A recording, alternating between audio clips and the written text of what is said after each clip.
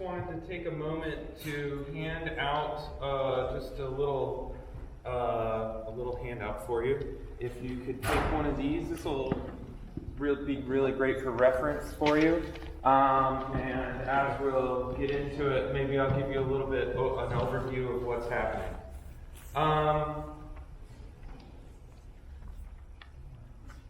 So as we were talking about, we're going to be going through a guide to developing measurement tools for El Sistema inspired programs. And through that, we're going to be looking at a few specific areas. We'll first offer you an overview of the activities at Miami Music Project. Then we'll use some time to describe current measurement and evaluation practices, giving you an overview of kind of what we're doing and actually give you examples which you have in your hands right now of assessment tools.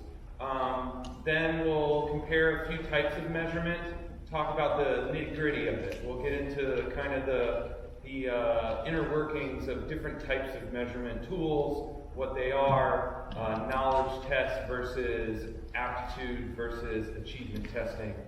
Then I'll explain various components of evaluation, kind of overview of ways to start to look at those numbers and use them in a way that's sensible for you, but also usable for external funding and partners. And then finally discuss that usefulness towards funders so that you can start to develop some ideas. You also get a chance to create your own assessment rubric. So we'll take some time in the middle for that and then some questions at the end. But right now, I'd love to introduce the Executive Director of Miami Music Project, Anya, and she's going to talk a little bit about the overview of the program. Hi guys, great to see you all. We know each other, almost all of us, so I'm super happy to be here. This is not my normal voice, just so everybody knows. It normally sounds even better. But we have some viruses going on in South Florida, which are wiping people's voices out.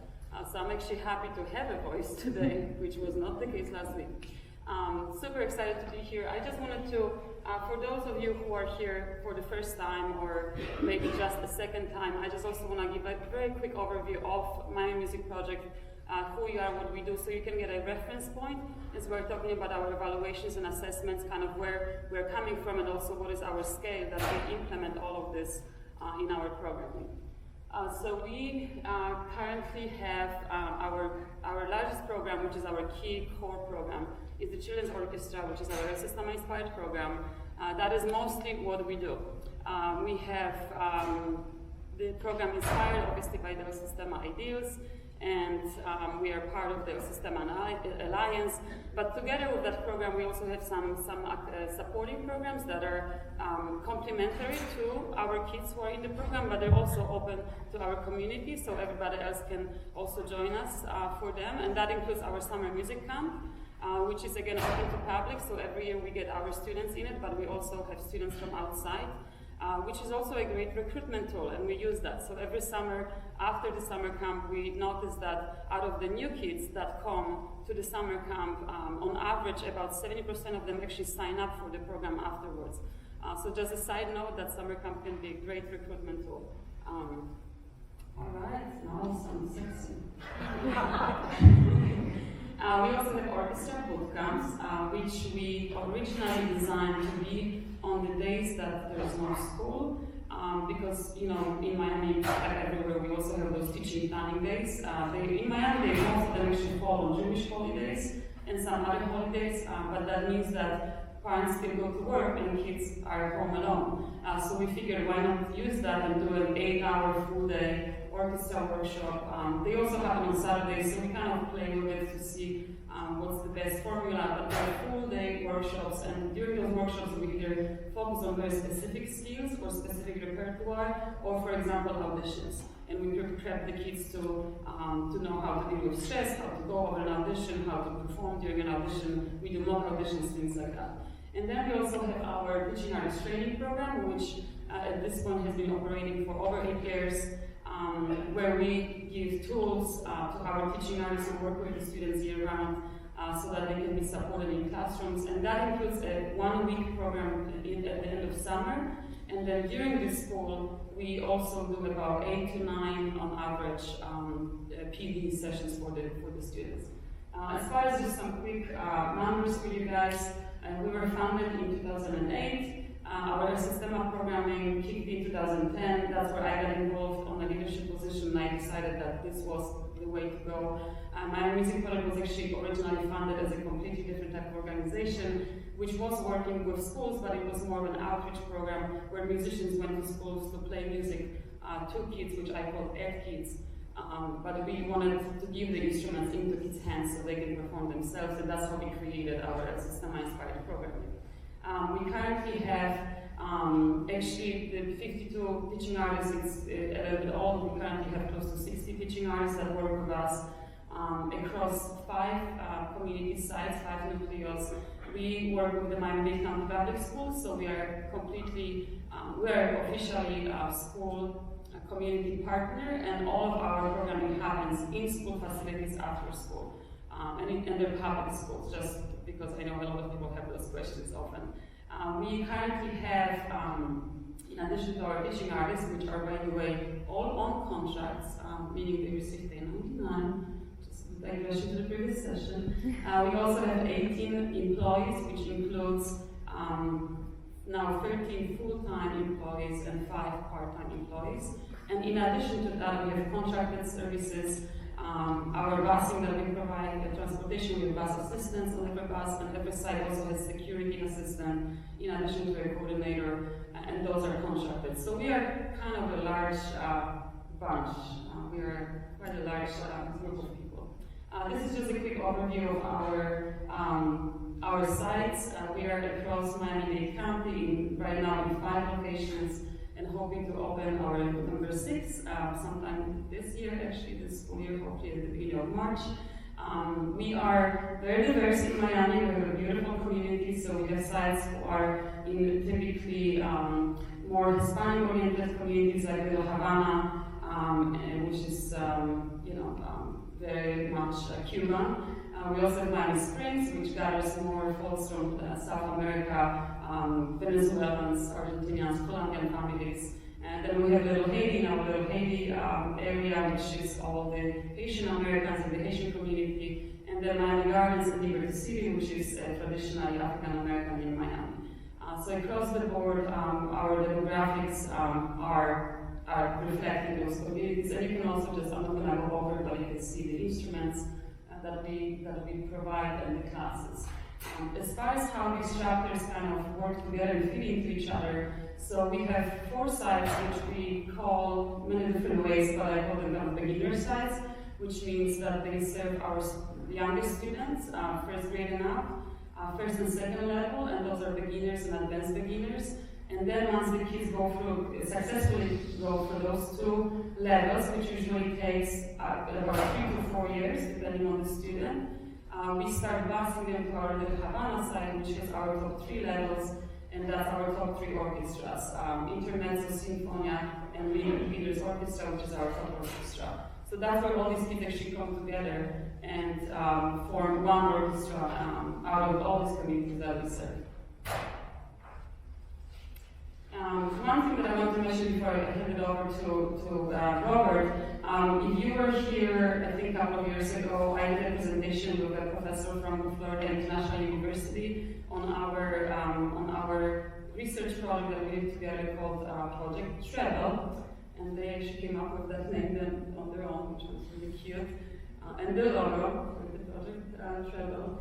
And this was a 3-year longitudinal study that the Florida International University Research Institute designed to basically look into evaluation of a program like ours and the impact not only on the kids and the families, but also the community.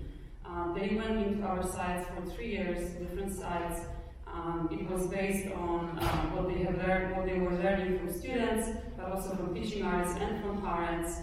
And at the end of it, we were able to have some of our findings and metrics that we now use. Obviously, when we raise money, when we talk to potential donors, when we talk to potential supporters, and you can see some of those key findings here. The entire project was based on positive youth development, and that was the approach of the researchers. So you can see some of those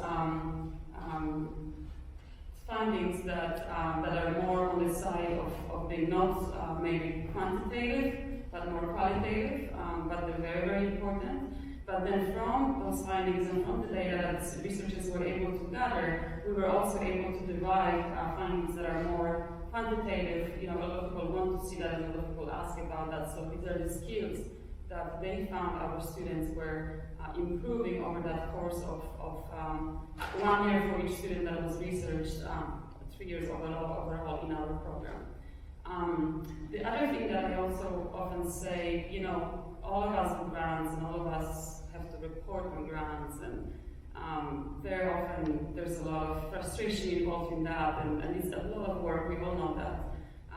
It's something that it's absolutely a need, and it's very important that foundations are able to measure if you are successful, if you're really delivering what you said you would, and if you're really doing what you said you would. They're not going to just give you money for your smile. But sometimes what we forget is that when they ask us to do all these things and metrics and surveys and who knows what, very often that frustration over that takes over the fact that we can actually use those and put them back and use them as measurements, and then use that to raise money, for example, from individuals or other foundations. So we are now funded in Miami, and Robert will speak more about it, by the Children's Trust, which in Miami is basically funding coming from property taxes.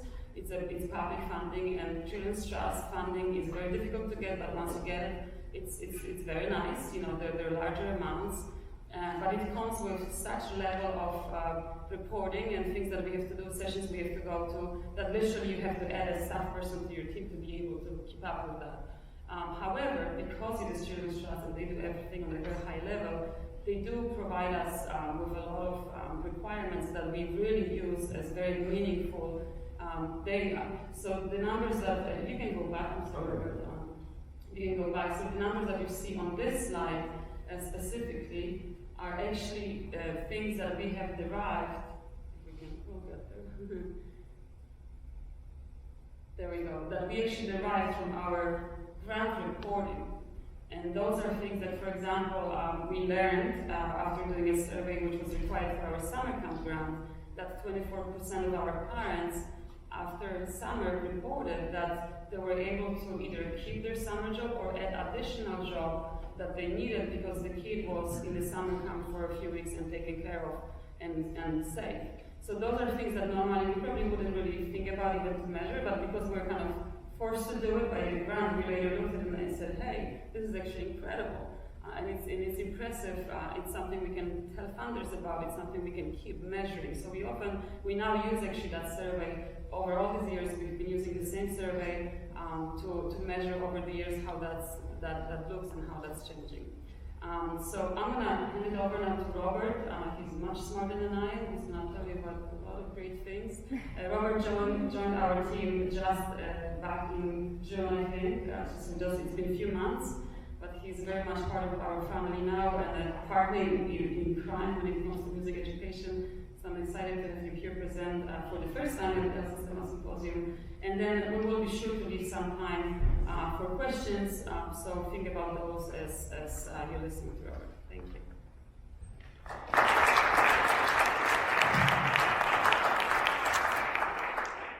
Thank you very much. I just wanted to take a moment to put your attention on the handout really quick. You can actually see examples of the community, the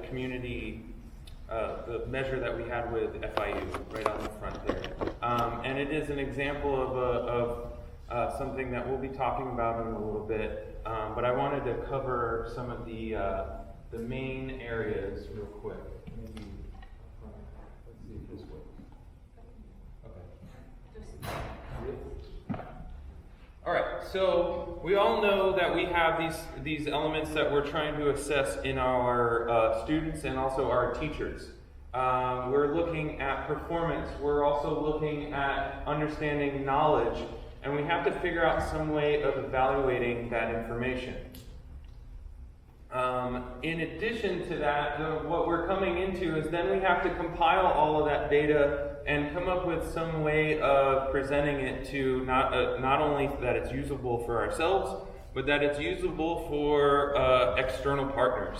Some of the things that we'll go over today, just briefly so that you can see it in measurement, we'll be looking at additive and summative or continuous scales, what the difference between those are, and you will actually create one of each of those, and I'll show you examples, as well as examples of rubrics.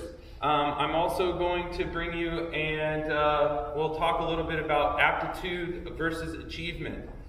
They are very similar and they have similar elements to it, but it's really important, I think, as a tool to understand the difference between them, to start getting a baseline of understanding where your students are. In addition, then we'll talk about knowledge testing and why that's different than a performance assessment. We'll also look at evaluation tools. So what are the actual the digital tools and the physical tools that you would use to collect data and also then crunch the numbers. And then finally, we'll have a little bit of an open discussion and field some questions about what you about partnerships with external partners and what kind of information they're looking for, what you should kind of look forward to collecting so that you have that available.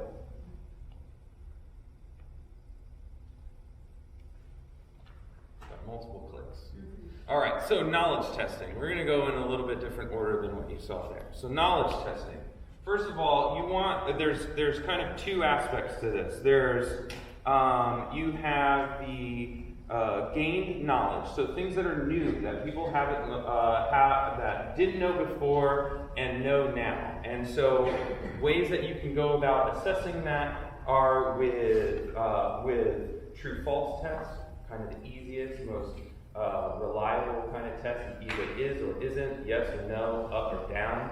With just those two individual, you have multiple choice tests where when you start to add a few extra variables, then or a few extra lines on there, then you can start to really assess what they do or do not know when you're really conscious about that. And then finally, the open response, where you then will take some of your qualitative data, which is looking at the words and kind of going through a coding process, having key phrases or key words ahead of time and building rubrics based off of that. But then you also have social and contextual knowledge. And that's information that they may not necessarily learn through being a part of your program, but it's something that they have come into understanding through family dynamics, through going to public school, and this can be assessed through the use of Likert scales. Are we familiar with what a Likert scale is, kind of? Okay, so a Likert scale is on a scale of 1 to 5. How likely are you to X? That's a Likert scale. And so you can assess a lot of different aspects of their understanding of the world through the use of a Likert scale and be able to compare it to others.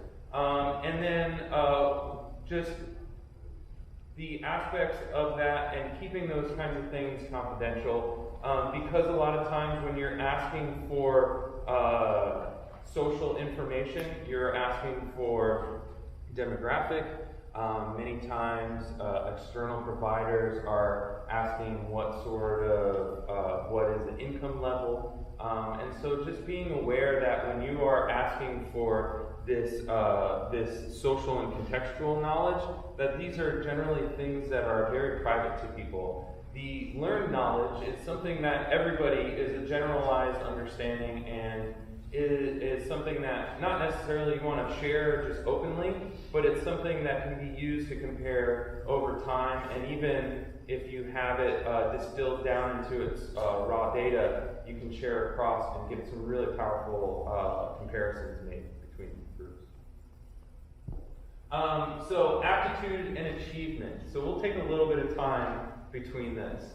Achievement. We all know what achievement is. We've seen where students went from a beginning and they didn't even know how to hold their cello. They didn't even know their feet are all over the place at all times, and they don't know anything about reading music. And then we see them through a period of time, and then when we decide to observe their now ability to perform, we are seeing a change in their achievement score. So you want to start developing some sort of idea or formalized way of recording that. And you do that through the use of measure, and it's by measurement over time. So it can either be like a pre-test, post-test, where you have before they start with instruction, and then after they finish the pre-planned instruction. You can do also periodic, so if you're going longitudinally, you can have a pre, you can have several midpoints to assess where they are, and then a post. And actually, the more you have, the more generalizable, the more data you have, the more generalizable those results are, which means it is more, more useful to you in terms of saying, this is exactly what students learned. I know that these students have learned how to hold their cello, they learned how to hold their bow, they learned how to read quarter notes, and they did it in such a way that we used a process that we can share with others as well. All right? And then aptitude. So aptitude, music aptitude, similar to intellectual aptitude, is something that can be developed up to a certain point. So the general consensus is that aptitude is variable in children up to age 9. And that at age 9, wherever their aptitude level is, high or low, then it levels off and it stabilizes. So once you get to that age range, you are then, for the rest of your life, you have either a high or a low or a mid-level aptitude. But that's not to say that you can't achieve in music. It just means that that achievement will generally come a little bit more difficultly. Here's the crazy thing with aptitude and achievement, is that they can be measured exactly the same way, using very, very similar tools, using performance scales. The difference between them is that aptitude you really only ever take once, and you try to use a measure that has been proven to be reliable and valid. And we'll talk a little bit about both of those aspects a little bit later. But you want to use something, very often people will use a standardized test. We've all heard this wonderful term about standardized testing. I'm sure every program has come into contact with that and probably has had some impact on your programming. If you're at a school, you'll go into a classroom and all the desks are pushed in a new configuration because they're in testing week or whatever. I know Florida, they have an insane battery of tests that they have to go through. These are generally looking for, if they get it one time, looking at aptitude. If they get it over a period of time, they're looking at overall achievement.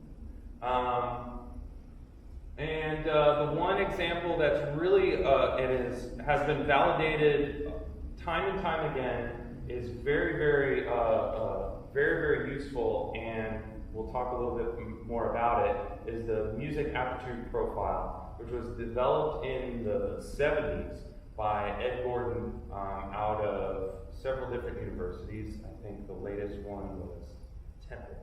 And he developed these measures and tested them with a bunch of different populations of students.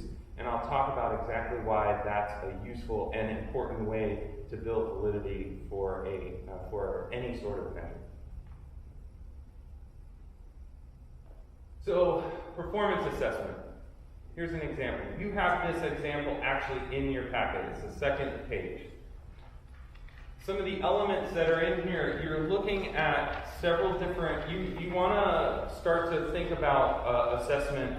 What are the different skills that you're trying to access? And how are you going to break that down into something that is useful across different cases?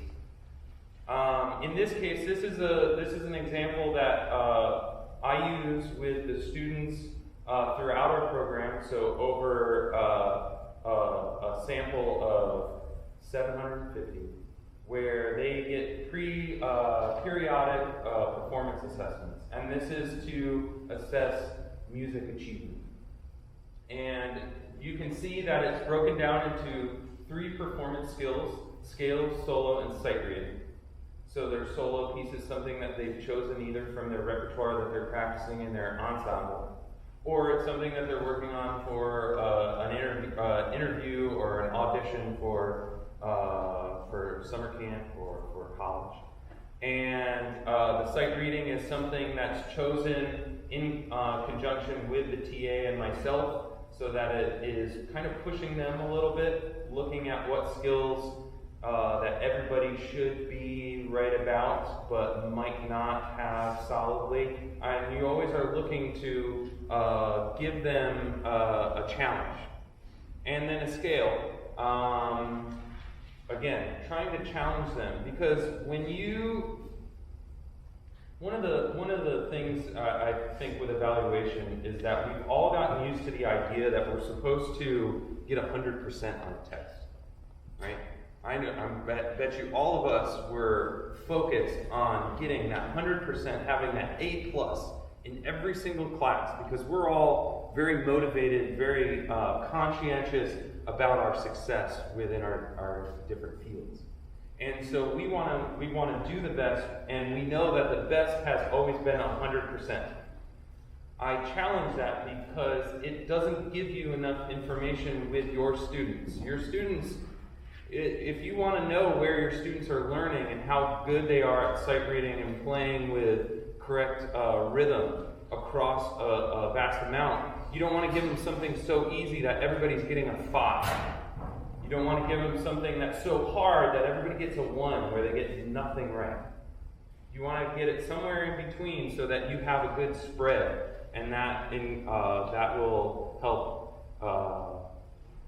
help you assess where everybody is in terms of not only within that sample itself, but if you have information about the greater population, you can apply it to that as well. You can see that this is sort of a hybrid of a Likert scale and what is called a continuous scale, where you have points 1 through 5, and if you flip over onto the back, you can see that each of the points that are indicated on here have a specific description on there. If you look at the pitch accuracy subscale, you'll notice that 1 is got nothing right. They still get 1 point. And 5 is they got everything correct, which is pretty much impossible. So no one should, or not many will get 1 or 5. They'll be somewhere in between. And that's what you really want to do. And it's more useful to you to have very specific point descriptions so that you can go in and say, oh, they've got half of the notes correct. Rather than they got some of the notes and some not. No, they got half of the notes correct. Or they got 2/3 of the notes correct. And then you can go back, if you're videotaping or audio recording, you can go back and really look at what those are.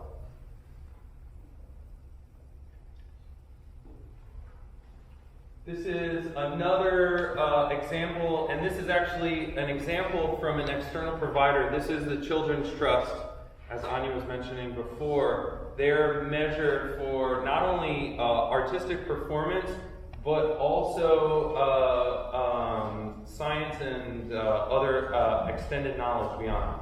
Oftentimes, when you're working with tools that are provided to you from external providers, they have some extra bits and pieces that don't necessarily speak directly to music learning, but are incredibly important aspects to have. Here's again, though, this is because it's a state-run organization, but they are using measures that have been validated across large populations. You can see it has similar elements to what were in the performance assessment that I just shared with you. The difference a little bit here is that they give you this, and then on a separate large packet, they have very in-depth descriptions of what each of the point scales means. What I've noticed is for TAs, for teaching artists, who are in there with the students, what I've personally noticed is that when you give them a scale like this, and you give them 5 sheets of paper with what each of those points means, they generally won't look at it. What they'll do is they'll kind of skim through and be like, oh, I get it now. And then they'll go through and start to mark off the numbers based on just what they think that means. When you kind of distill it down and give them 1 sheet of paper, it's really helpful. And they know, I'm kind of in between that 3 and a 4. I wonder, let me go back and check. It's just on the other side of the piece of paper. So making those tools as easily used, and we'll talk about what that specifically is in just a little bit. Isn't this one that teaching artists fills out? Teaching artists fill this one out, correct? Yes, and the other one as well. Yep. And then this is the example of the wonderful rubric. Oftentimes, this one is specifically used for assessing student teachers in Miami-Dade County, in Florida in general, for certification purposes. And what you see is kind of that example of a lot of words to describe the different point scales. What it does, though, is it makes it very clear. If you have someone who is a professional assessor, then this kind of tool is perfect. For a TA, it might be a little bit overwhelming.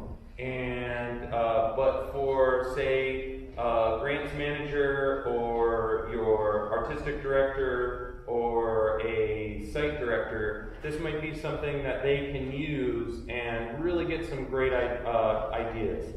So what I want to do right now is I want to take a look at some of the tools that you have. And actually, you can go to the next one. Yes. So we're going to talk a little bit about the different scales in there. If you have examples on page 1, that's from an external provider, and you also have the example of the external provider from Children's Trust. If you flip that page over, you'll see 2 different kinds of scales.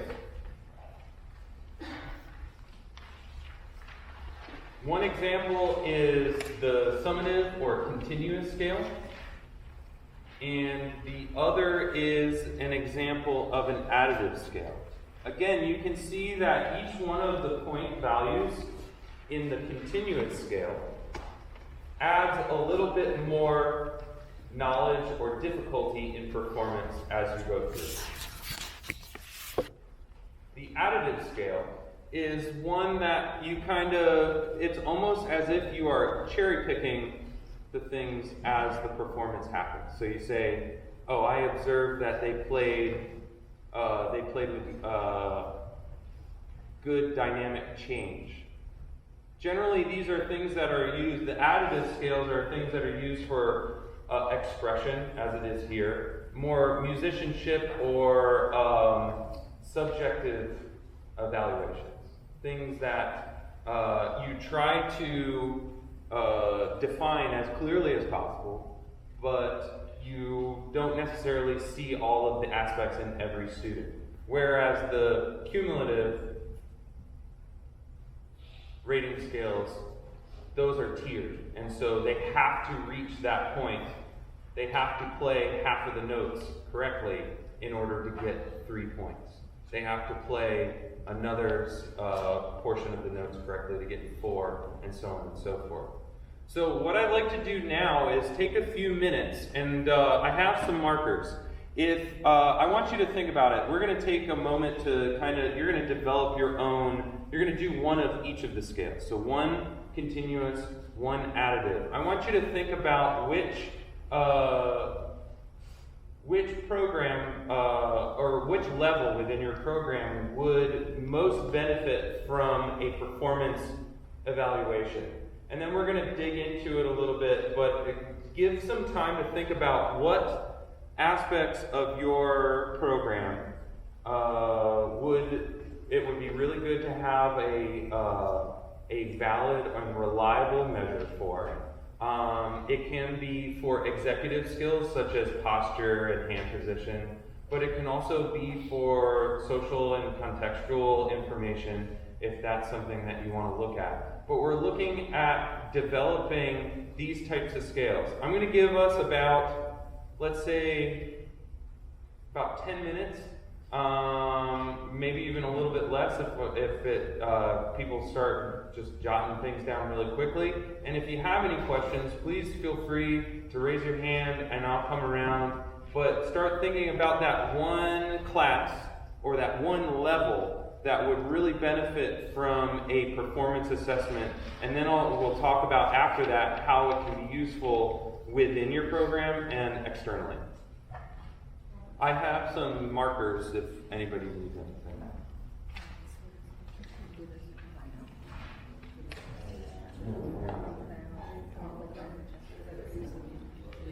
I did it on here.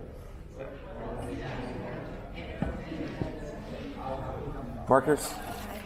Yes. Yeah. I'm new, so Sure. I'm just sort of trying to figure out, and I'm not a musician, Yeah. so but I'm educated. Yeah.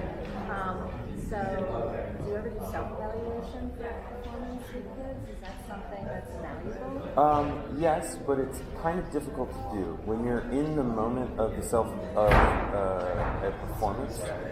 It's it can be really difficult for young students to see outside themselves for that kind of meta-analysis. Yeah, it'd be difficult for everyone. Absolutely. And most adults. Yeah. So generally, you want to do it in a way that you're looking at maybe not so finite of details, but additive skills are really beneficial for that self-assessment, where you just have a list of skills that you're looking at. Yeah. Which ones of these did you achieve? What do you see in your performance that you did here? So that's better for older, more advanced. And you could do it for younger. Just depends on what the vocabulary is. You know, you want to change it. You have to be a little bit more simplified for the younger students, rather than saying your executive technique on your instrument and your left hand posture was this, that, and the other thing. You would say your fingers were pointing straight across the strings. You want to be very, and that takes some time to really get to the bottom of what would be most useful. So the people who are doing the evaluations with the students, people who are working. Yeah. That's, it's like you get different kinds of results. Yeah. I'm going to actually say to make it when you're establishing reliability of the scale, no. You want to use someone who is not familiar. But when you're using it in practice, this is the way you go. And then, I know jumping ahead. Okay. That's right. This part, but what I have struggled with in my previous role was foreign language. So it's kind of the same. And so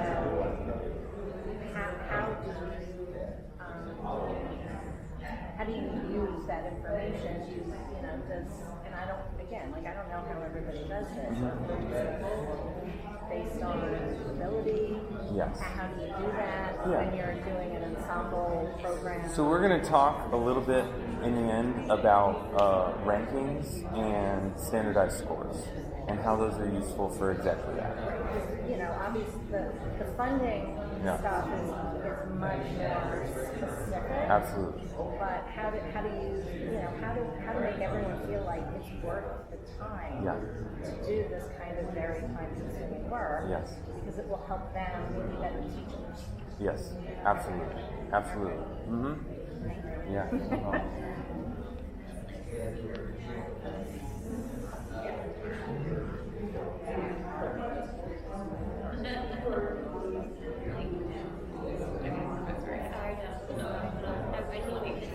And we have like an end of year like jury assessment where we rank and they do have to reach a certain level, and it's based very much on the music but also behavior stuff. Some of them might be musically good or not behaviorally, so it's very much kind of both sides. And the administrative, you know, we send all of our papers to our scores up to the admin. They go through it, but there's at least some level of like we're looking for X level. It has to definitely be a combo of that. But we also, I don't know about everybody else, everyone has its own setup. Yeah. So labor like that set up. They have individual amount of like we have 60 kids and one of the centers and they're in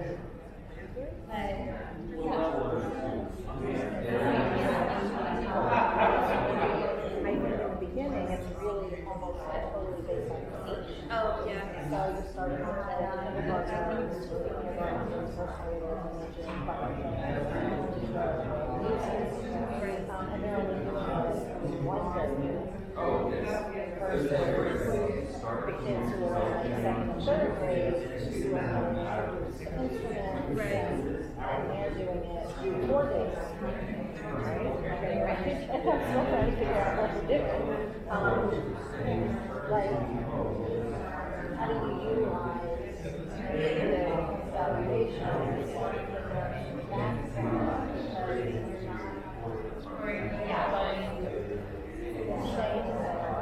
because we don't play to the overall level, which, you know, we do, I think, ensemble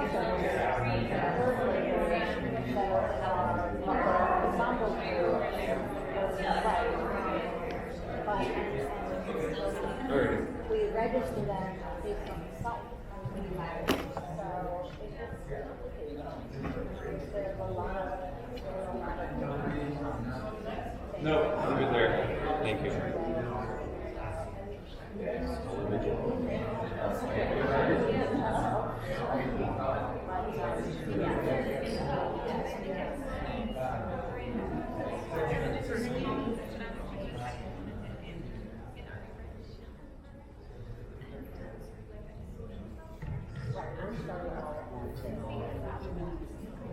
All together. Okay, so we're going to try to get through a bunch because I want to get as many questions. I kind of got some individual questions.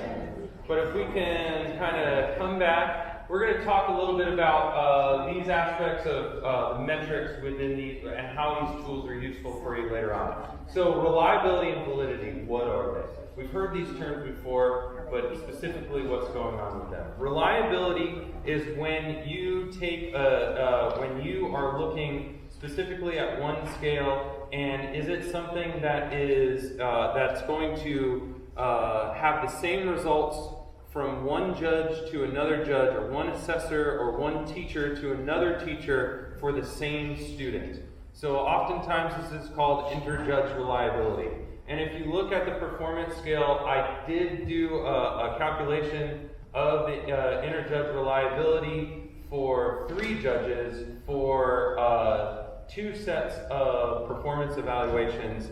And when you have those tiered evaluations, those tiered levels, then you can get a really reliable score. And that one actually came out to be at or above 0.90, which is extremely high reliability for a measurement scale of any sort. Usually reliability at 0.7 is acceptable, and you can say I have a reliable measure. But when you get close to that 1, that's perfectly reliable. And if you have that, I want to know about it, and I want to know what deal you made with the devil.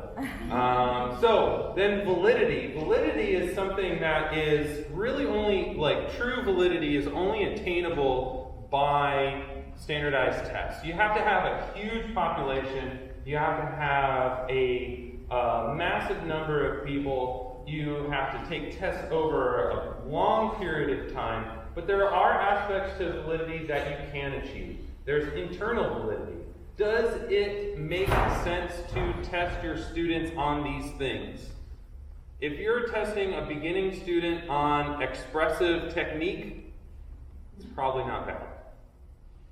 If you're testing if you are testing even an advanced student, an advanced French horn student about the finger patterns of the clarinet, not valid. All right, so you want to make sure that it has internal validity, that it is testing things that the students know. There's also subjective validity, or that's a part of subjective validity, but then there's also environmental validity. And this is when you're actually giving the test.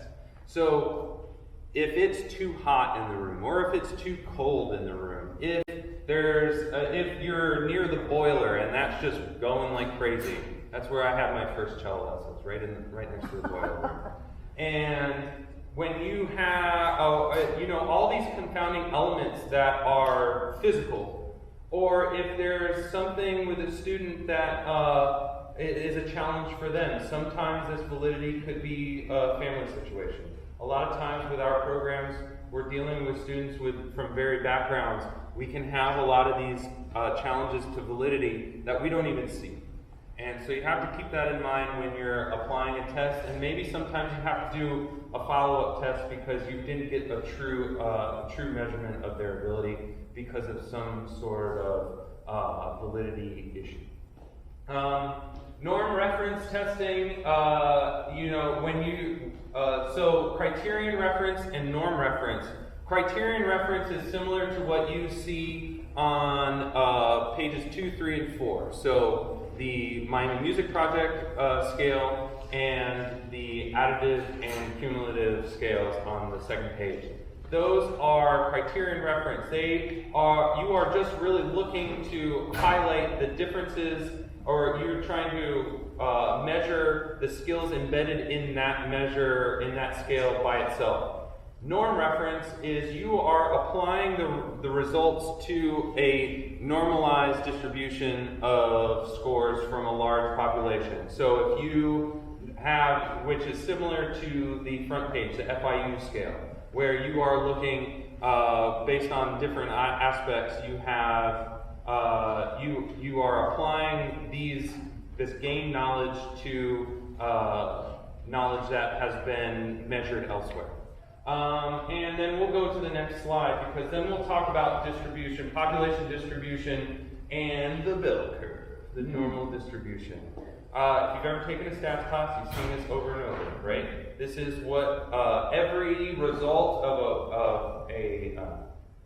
from a test, if it's really well made, the results should make a shape like this, where you have a mean in the middle, and you have half of them lower than that, and the other half higher than that. Then what you can do, once you have the mean or the average, then you can determine the standard deviation. What the standard deviation is that it's a specific ratio of the students, a specific percentage of the raw score data points of the students on either side of the mean. So what you can do, so we'll talk about what you can do with that. If you can see, it's really small here, is those standard deviations. You have the first standard deviation, +1, -1, plus 2, minus 2, plus 3, minus 3, and that's really where it normally stops. They went all the way to 4, but that's basically 0. If you have a standard deviation of 4, you're either all the way positive, you got 5s on everything, or you got 1s on everything if you're in the negative.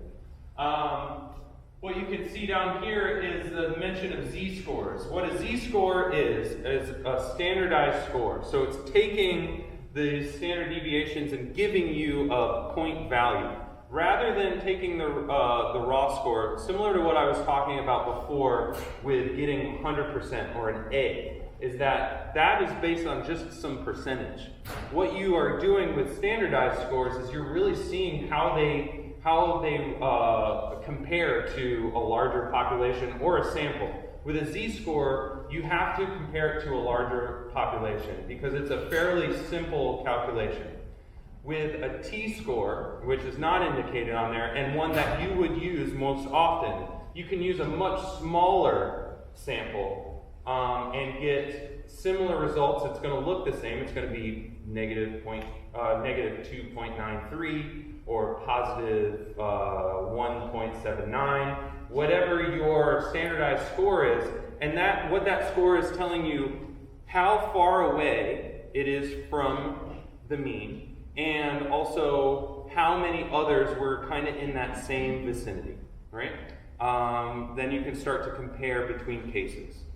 Go on to the next one, yeah. So then documentation and reporting. Oops, no problem. Documentation and reporting. Excel spreadsheets are your best tool. They give you everything. You can calculate your means and standard deviations, and you can take the results from that, throw it into a t-score calculator, and there you have a full set of your scores ready to go. And those are all free resources. The score, the t-score, the standardized score calculators are free resources online. You can also use Google Sheets. Sometimes buying into an Excel spreadsheet or the Microsoft Suite is out of the realm for some programs. Google Sheets are totally free. It is almost as useful. It has a lot of the same functionality, but it works a little bit differently. So there are some considerations there. And then external providers might give you some tool like Children's Trust. They have this program called SAMUS, and basically it looks like a form that you just fill in the data fields, and then you have no control over that. So I suggest that you have your own backup in Excel or Google Sheets. And then for reporting, these are useful for external and future partnerships. And I want to open up now because while I could talk about a lot about that, I want to see what kind of questions are, and Anya and I are happy to field anything that you have specifically about the next steps. Once you have that data, what do you do with it? Or just any questions. So, yes? How much of your teaching artists or staff time is spent on assessment? So the performance assessment that you have on the second 2 pages happens 4 times through the year. Generally, we do that when they have a sectionals day. So those assessments happen in real time. So they're happening usually over, assessment period is usually about 2 weeks, and they have 1 sectional time a week, so for 2 hours, so about 4 hours for each assessment. But as far as staff, so this happens during the actual teaching time. Mm-hmm. So teaching artists don't do anything extra, but we do have people on our staff that obviously contribute, outside of that, helping out. Yeah. Mm-hmm. Especially for the data management aspect of it. Right. You don't want the TAs to do it. Yes? Do you share and discuss the assessment results with the children, and if so, how do you do that?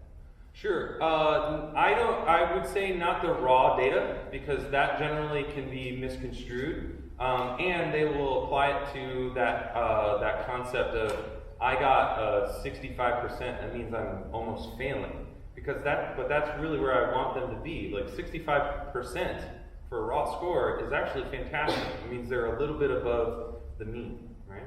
So they're in that first or second positive standard deviation, which is great. So raw scores, no, but aspects from that, using a tool that has specific descriptions, you can tell them, you know what, we got to work on your intonation when you sight read. So let's think about audiating and singing it beforehand during that time, so that you think about what it's going to sound like, so that your F sharps don't come out as F naturals.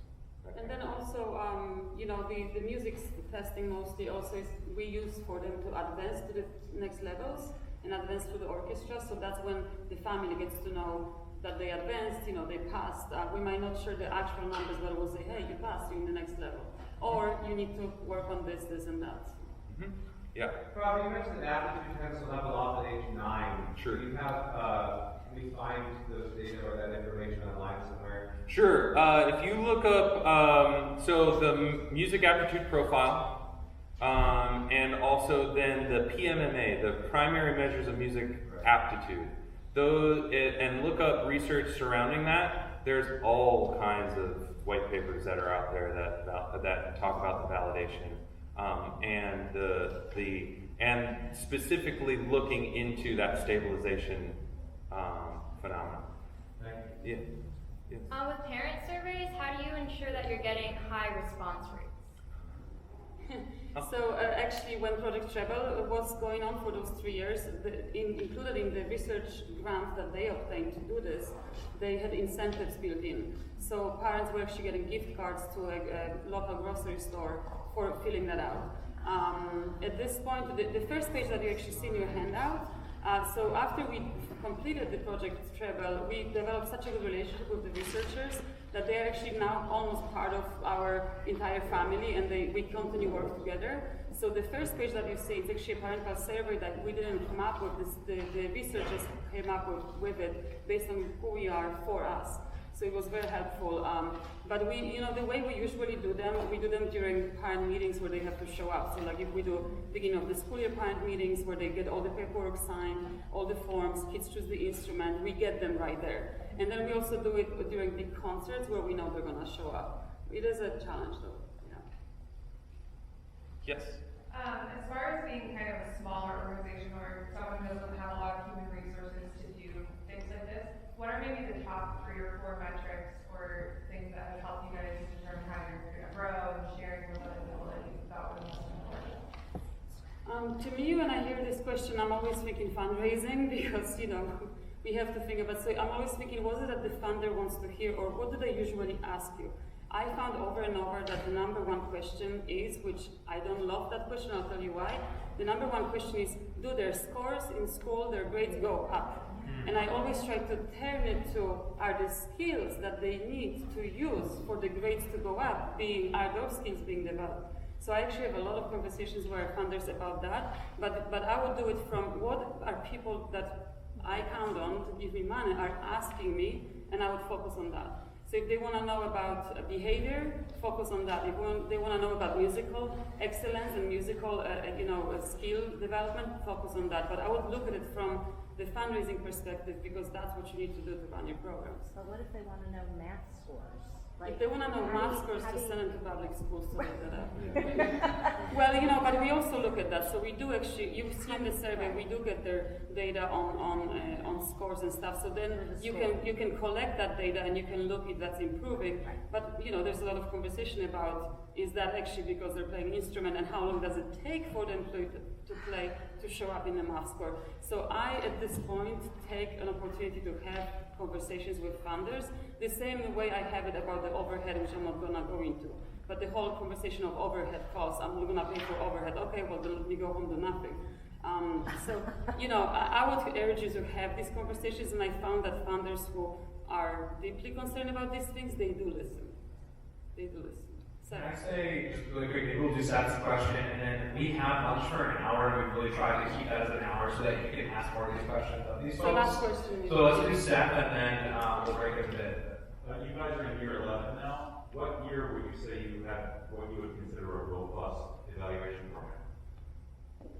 We started looking at it very seriously when the FIU researchers came to us and said, can we do this with you? That's when we kind of said, okay. And what year? That was now 5 years ago, so it was in our year 5, I guess, of programming. However, we always had some kind of, so you know, as you grow, you have some level of something.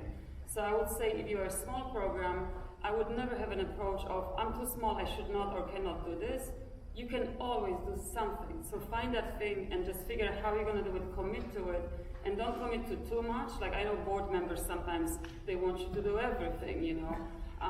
But so have these conversations, but don't have an approach of, I'm too small, I cannot do this. You can always do something. So thank you so much for, if you want to contact, it was there. My email is robert@miamimusicproject.org. Anya's is anya@miamimusicproject.org. Really nice and easy. So please feel free to reach out or let's have a conversation during lunch. Thank you guys. Thank you so much.